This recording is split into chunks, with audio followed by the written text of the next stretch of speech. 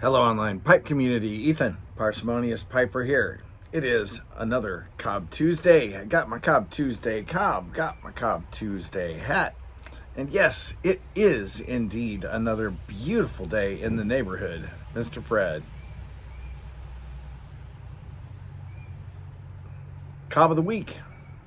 Probably would have been a Missouri Meerschaum Emerald, but it's a second. They managed to mess something up and put a cheap plastic stem on it. It smokes great. Those cheap plastic stems are so clenchable. Man, they're soft in your teeth.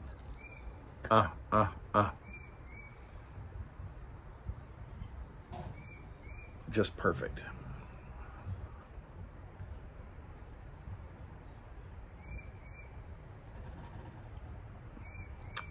So what is the blend of the week? The blend of the week is none other than Half and Half. This, in fact, is an old one. But I don't know, it doesn't say anything very interesting on it, but I've had that one sitting around for years waiting to be tried. And I know a couple of people like Pat Paladin Piper really interested in what I think of this one, since I like a lot of Cadre blends, and this definitely fits that bill. So what is Half and Half? Well, Half and Half is, as its name implies, it's half Burley, half Virginia. Burley and Bright at one point in time is what it was called.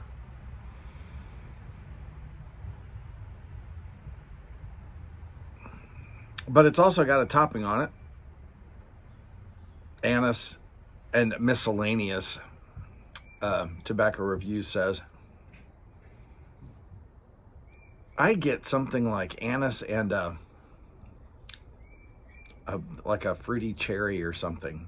It's hard to pinpoint.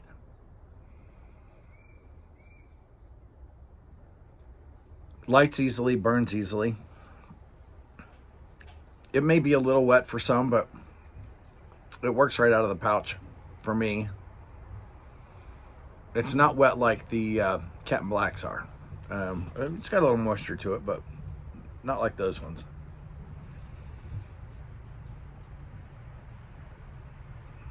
It does burn a little hot.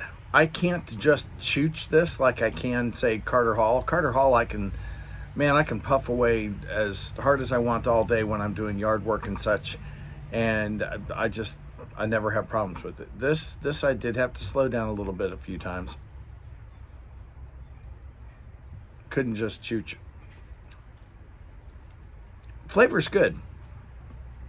I happen to be one of those who likes black licorice, anise, anisette.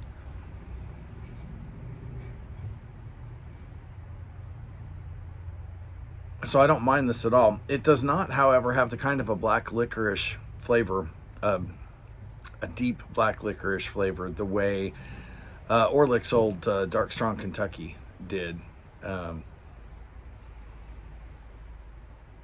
I forget what the current one is that somebody makes that's very similar to that. It's one of the German companies, I think.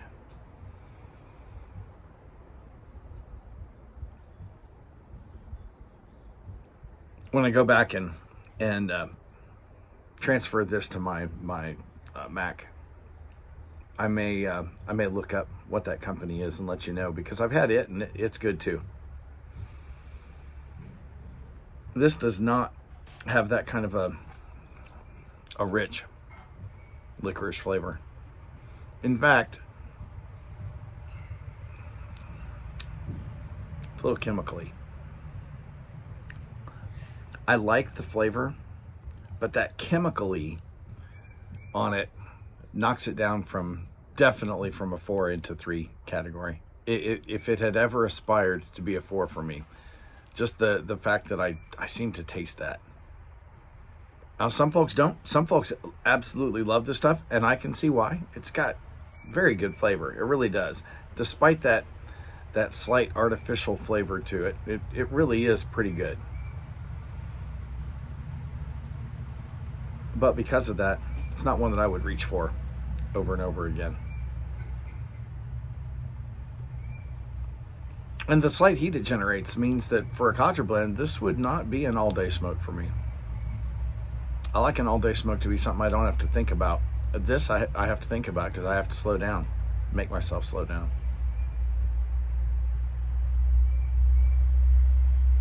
And that's not a bad thing. It's just not what I want in an all-day blend or in a Cadre blend. Your mileage may and will vary. Is it worth a try? Absolutely, it is. Any of these old Cadre blends are worth a try. They've been around for a long time, and there's a reason for that. That reason is that somebody out there really, really likes them. And that somebody is not alone. There are plenty of somebodies who really, really like Half and Half, and so it's still around. You might just be one of those somebodies. If you are, grab you a bag. If you're not, light something you like. Enjoy this afternoon.